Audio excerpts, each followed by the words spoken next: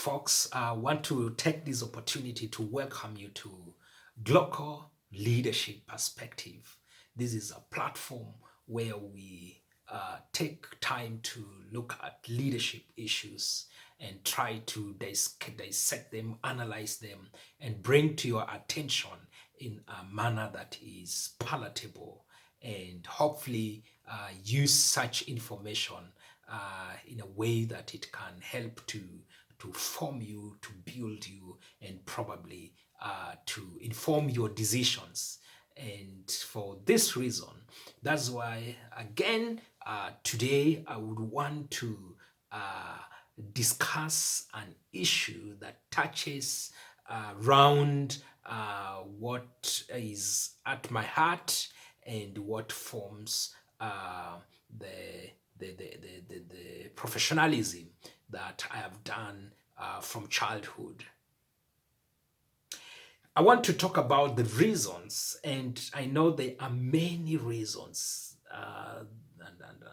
but from my perspective, and especially from the perspective of leadership, I would want to give at least two reasons why are behind the current attacks on church personalities. I know there have been quite a number of analyses and different views concerning this subject, and I appreciate and value those kind of views. But I want to remind ourselves that the Kenya Kwanza government, they really and greatly used the church during the 2022 election. They really came out to endear themselves to the church, and perceptionally, or probably pragmatically, I leave that to make a decision, they appeared to be like people that really were concerned about the church and one of the people in the church. And so they really explored that route. And the reason why they did that, the church forms a very huge block, a voting block that cannot be ignored. And that's why I've said this on some other platform. If the church can organize herself and choose to approach an election as a church without other emotional issues and other issues coming in, then it is possible for the church to produce president. I know you'll be perhaps quickly to tell me now, yeah, the Kenya Kwanza government is a president that the church produced. You could be right, but I'll be reluctant to take that view, and probably that for a discussion for another day. But currently, it is very clear that there have been attacks on some church personalities. And that's why we can say, just before even the issue of Shakahola incidents could even settle, the issue of Pastor Ezekiel Odero came in question. And it appears that the issue of Pastor Ezekiel has somehow, or is trying to suppress the issue of Shakahola. Now, Pastor Ezekiel appears to be now the person in the public eye that people are interested to see and to find out what is happening. Whereas in my own view, the real issue The real challenge is the issue at Shakahola. And by the way, if you personally ask me from the information we've been given in the public, we are not preview perhaps to any other information in the secret, but at least for what it is preview to the public, it is very difficult to tag a clear correlation between the issue of Shakahola and the issue of Pastor Ezekiel. I cannot clearly see a correlation and in terms of linking Pastor Ezekiel Odero on the issue of Shakahola. The issue of Shakahola should be treated as it is. It is a deep issue in terms of there's some politics in it, which I do not want to go that area. I would like to stick to the subject of my conversation. But having said that, allow me to be again very quick to point out to something that probably some people are missing it. And as I said, I'm not preview to any other information that probably the state could be having or any other person that is not yet in the public. But at least with what we have in the public and what we are preview to, I don't think Pastor Ezekiel is really a is really the person in question. In my own view, with what I've said, he's just a victim. And if his issue is really a challenge to the church, for me, I would submit that the issue of Pastor Ezekiel borders around theological and doctrinal issues. But in terms of criminalities and other issues, I would be glad if the state or any other person can bring those issues on board and we look at them critically. But as for now, the issues that could be there concerning his church, the issues that I would say the borders around doctrinal and theological issues. And so I would want to be as clear as that.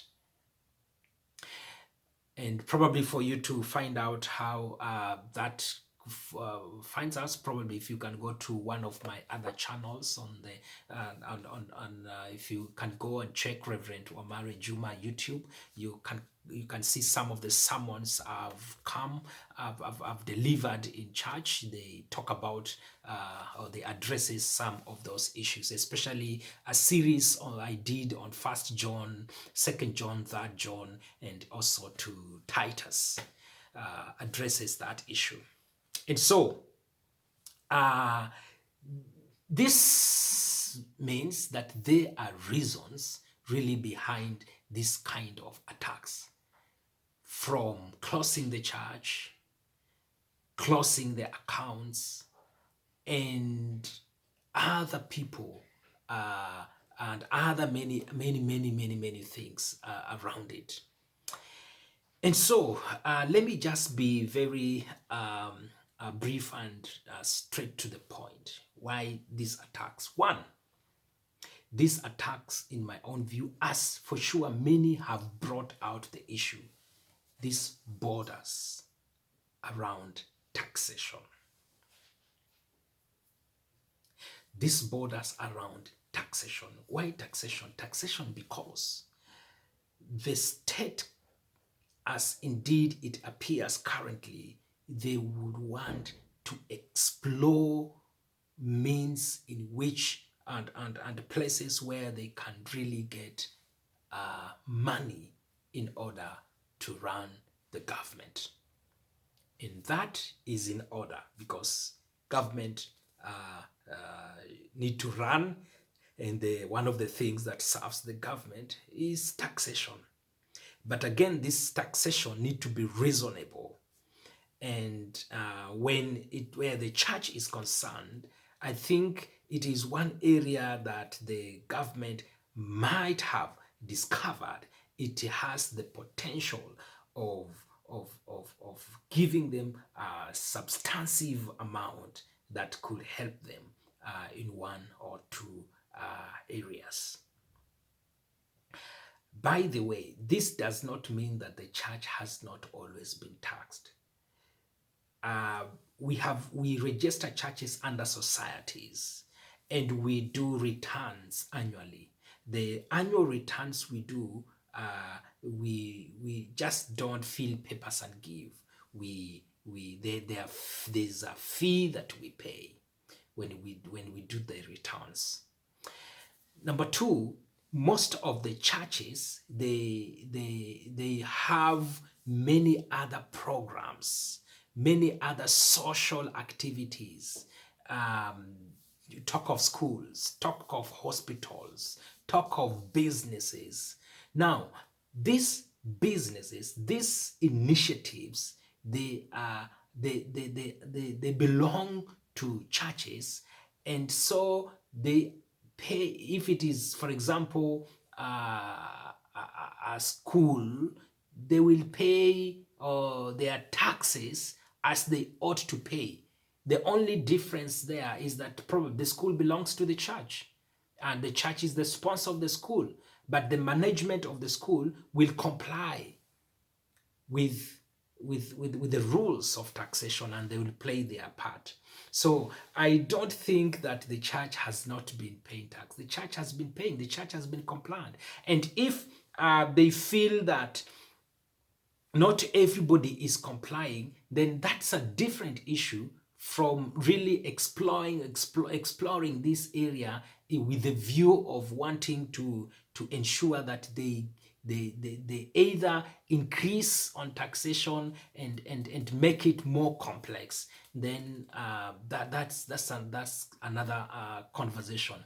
But these attacks, they are sort of attacks that are there to set precedents, to set grounds that the government can use strategically and very well choreographed, so that the church can find herself in a position where she is giving more to the state in terms of taxation.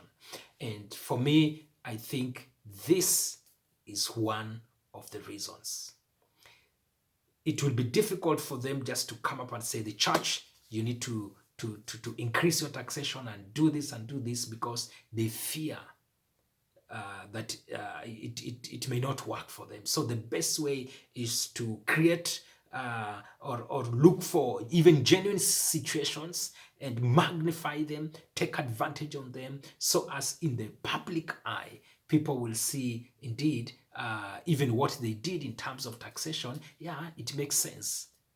It makes sense. And so the other thing, you see, because the church runs many other programs, social programs, which is giving back to the community. That's why you find the church usually is always, in some areas, it's always tax exempted, because it's giving services that are given back to the community. And this is not just a program that is, or a practice that is only unique to Kenya currently. Many other developed world, forget about even the church, even you as a person, if you take your income, for example, like in Germany, if part of your money you donate, or at least you donate something to a charity organization, and that receipt you put it very well, when it comes to the time when you are filing your returns, that is going to be considered, and it is going to be felt on the tax decision that is going to be made. And so they know, yes, you did not just eat everything, but you extended your hand, and so you are not supposed to pay tax wholesomely as if you did nothing. And so the church does a lot of these programs in the society and giving back to the program. And so coming up and wanting to really be hard on the church, then I think that also the government need to think twice about it. But probably we may have a conversation on that on some other day. And so these attacks are basically there to produce one thing. How can the church be taxed more? Number two, which borders on what I said in my introductory remarks. The issue, these attacks are there as a strategy to twist the church in the context of 2027. Now, I know you may wonder why I'm bringing 2027 in perspective. I'm doing this because, look, the KK government, they discovered that the church forms a huge, massive voting bloc that cannot be ignored, and their voice is very powerful. And that's why every Sunday they ensure that they have an opportunity so that they can take advantage of the platform of the pulpit to talk about their politics. Now, since it worked for them in 2022, and by the way, the church has not probably been explored. It's a massive area. And because they explored it to some extent and it worked for them, then they would want to ensure that in 2027, the same works for them. And they are not very quick to lose that voting bloc. And because they do not want to lose, they know many other things are happening that they are bound to lose that voting bloc. Many things that are happening in Kenya. And because of all these many things, one, the church, especially those who are close to them, they feel they have been,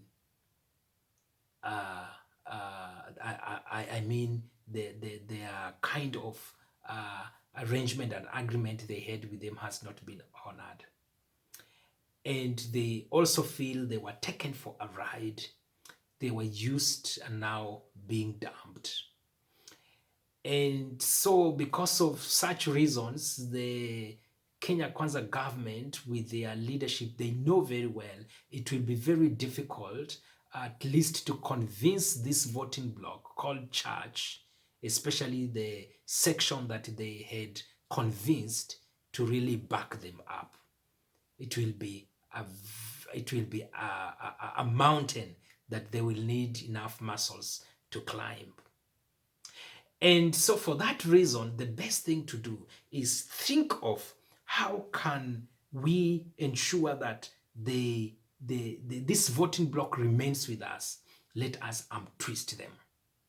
And let us ensure that we taking advantage of power and press them, put them in a corner using many things such as the taxation we're talking about, using things such as magnifying or amplifying the personalities and the character of the church leaders, some of them, and because they have worked with some of them and to a certain section of them, they have worked together and they have seen how the shortcomings, and because the truth be told, there are quite a number who really did dubious things, or they does dubious things with the politicians. And so because of this, they know, okay, we can really take advantage of this, and the best thing we can do, we have to do everything we can to ensure that the 2027 election, these people are with us not by choice, but by force. And so for me, I think because of that, then the state is is choreographing, is strategizing on how to ensure that the church does not, especially because when I say the church, I mean a section of people that supported them does not slip away from them. And by the way, and this could be a conversation for another day, do you think the Kenya Kwanza government, the as they wanted to appear, or they want to appear as church people, are they truly church people, or these are just Christians in church and who wants to take advantage of that position, but whereas the things that they are doing, they are even against the church itself.